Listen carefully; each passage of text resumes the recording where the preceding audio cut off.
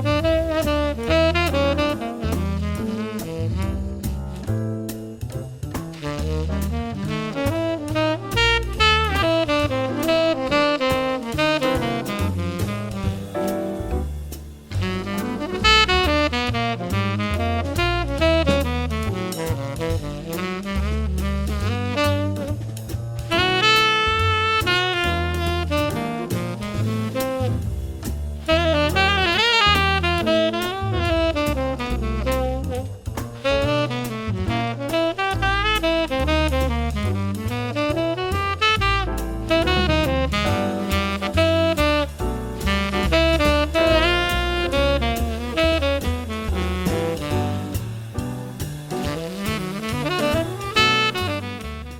Randy Hunter here from beginningsax.com and randyhunterjazz.vhx.tv.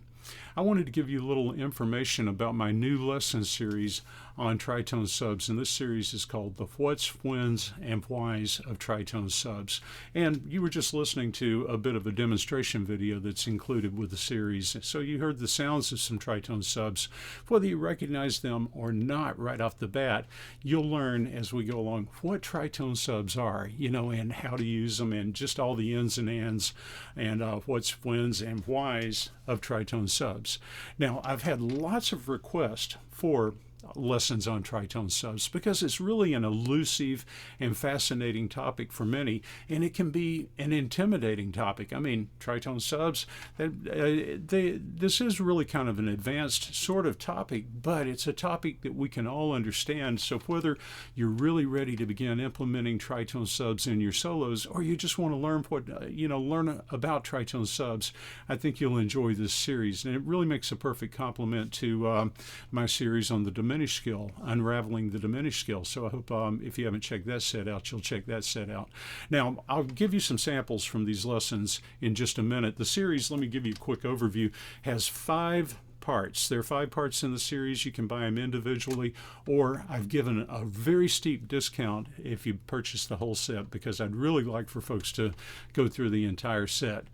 Now, tritone subs can be used in compositions, arrangements. They can be used by rhythm section players, pianists, guitarists, etc., in the way they comp on tunes, but they can also be used in creating solo lines, which ultimately is what we want to be able to do. We want to be able to use these tritone subs to get the colorful alterations that they provide. I mean, we could just learn the alterations of the chords, and then we could almost imply tritone subs, but I know that if I think tritone sub as opposed to just thinking alterations, I tend to find additional or maybe even different musical vocabulary as I improvise. So this really gives you an optional way of thinking about primarily dominant chords.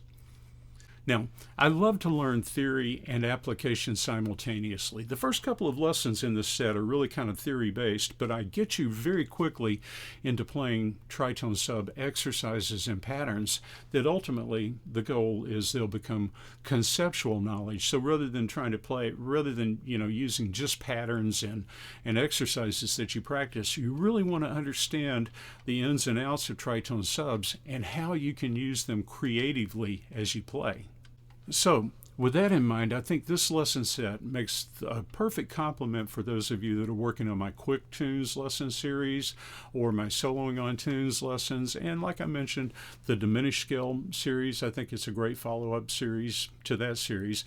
So we learn about a lot of things that are used in tritone subs that include things like arpeggios, pentatonic scales. Pentatonic scales can be used very effectively in tritone sublines, and even kind of a Lydian dominant understanding of how tritone substitutions work. So that may be a term you don't understand now. Don't worry, if you go through this lesson series, you'll learn these terms: pentatonic scales, Lydian dominant, and how the role that they have in tritone subs. Even altered dominant scales play a tremendous role in tritone subs. So just quickly, before I give you some samples, lesson 1 goes through the basics of tritone subs. It's primarily a theory lesson. You're going to learn what a tritone sub is and why it works. Lesson 2 we go through compositional tritone subs so that you learn how tritone subs are used in tunes, so that when you're playing tunes, you might learn to recognize tritone subs within the chord progression, which is, I think that's always cool to understand the chord progressions of the tunes you're working on. I use a couple of Joe Beam tunes in this series, and Joe Beam used tons of tritone subs in his lines. I mean, that was kind of really fundamental to Joe Beam compositions. So as we go along, we're going to work at conceptualizing the tritone sub, and we start that by learning some patterns. And I kind of divide these into two groups that I'll call static dominant patterns, and then I also work a lot with you on using tritone subs in 2-5-1s. So I'll show you some patterns that you can work. And again, we've got play along tracks, I play, you play videos, so I don't just give you these exercises and leave you out there on your own. We get to play them together, and if you've done many of my lessons, I love to use the I play, you play technique. And then as we move along and get into lesson 5, it's divided into 3 parts, and it's soloing with tritone subs is what we work at. So I've got 3 tunes: Record a May, How High the Moon, and Out of Nowhere, a tune by Johnny Green, who wrote the famous tune Body and Soul. So we'll use tritone subs and do a lot of I play, you play on those tunes, and work at just turning them into concepts. So take a moment now and just listen to a few brief samples from, I'm not going to give you samples from all of the lessons. We go on for 20 minutes if I did, because remember, there's a ton of video instruction in this series, and again, we've got written files and play along tracks and I play, you play videos, all sorts of stuff. So just take a quick look at a couple of these samples, and then I hope you'll visit beginningsax.com, where you can purchase the lessons on the Jazz Improv Lessons page. And also, if you're interested in subscribing to my complete lesson series, where you have access to all of my lessons, beginning sax through advanced jazz improvisation and everything in between, https://randyhunterjazz.vhx.tv, and you'll find links in the video description below.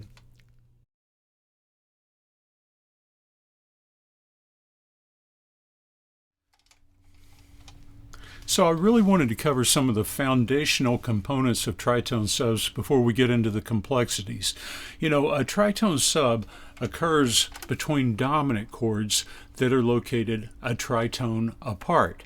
Now, I think probably the most important first step, because we really don't want to leave any stones unturned, let's make sure you understand exactly how to locate a tritone, what a tritone is, and how you can determine relation tone to tone, tritone to tritone. So rather than dealing with complete tritone subchords at first, let's just start out with the interval of the tritone. Now, a tritone is exactly half an octave, and that's part of really at the root of a lot of the symmetry that we'll explore as we get into the more complex levels of tritone subs. But a tritone, the way you locate a tritone is that you can go to either the raised 4th or the flatted 5th degree of a major or a dominant scale, just a major scale. I've written a dominant scale in our example here, but I've got really a little bit more practical way for you to locate and practice tritones, and that's using a major triad. Since a major triad is at the root of most dominant chords, and there are some exceptions, like an altered dominant chord has a sharp 5 in it, but the major triad 1-3-5 from again your Mixolydian scale. In this case, I've chosen a D major triad from a D Mixolydian scale, or the same as in a D major scale. We can play 1-3-5 and then go to the flatted 5th, which gives us our tritone.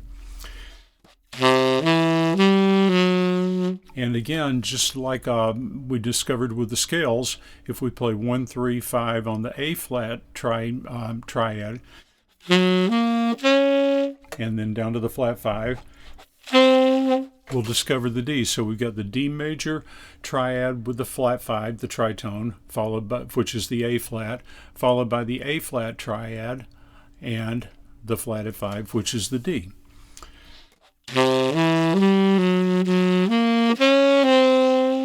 Now, I think a really good exercise for you.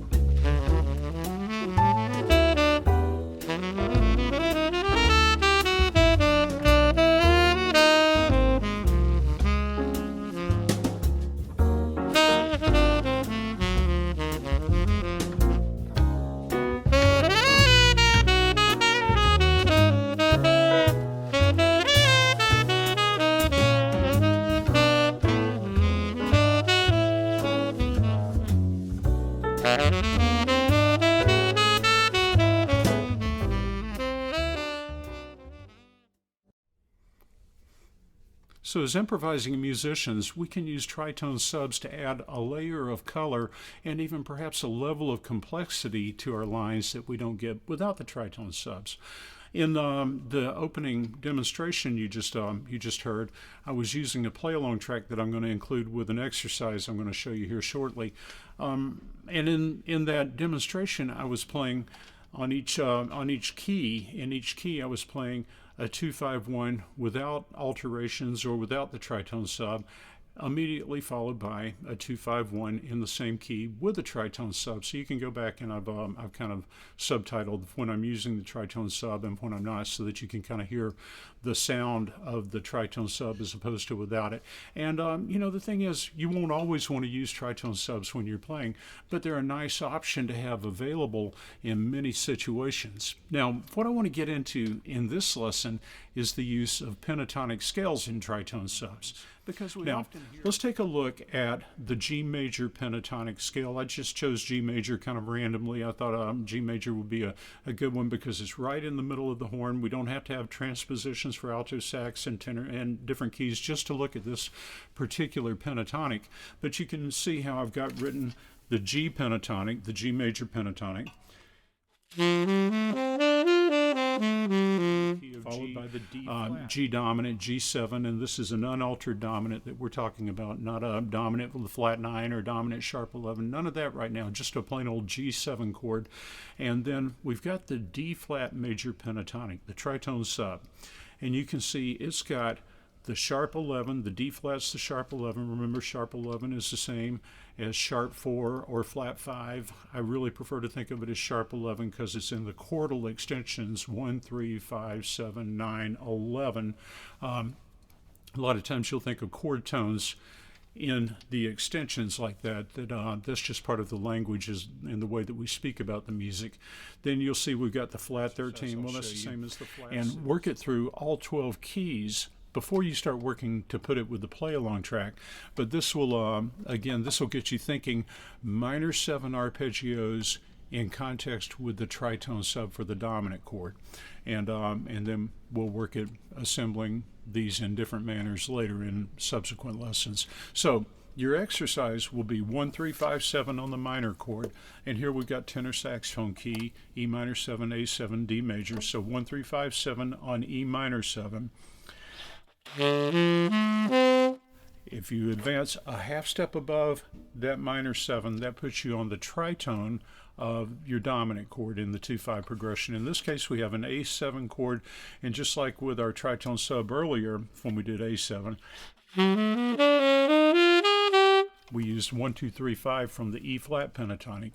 Those are the tones that we'll use on our dominant chord. So we've got 1, 3, 5, 7 on the minor chord, up a half step to the tritone of the dominant chord, and 1, 2, 3, 5 on that particular pentatonic. That will resolve down a half step to the 5 of your major chord. So the sound. If we carry that on to our next key. So again, you'll work it through all 12.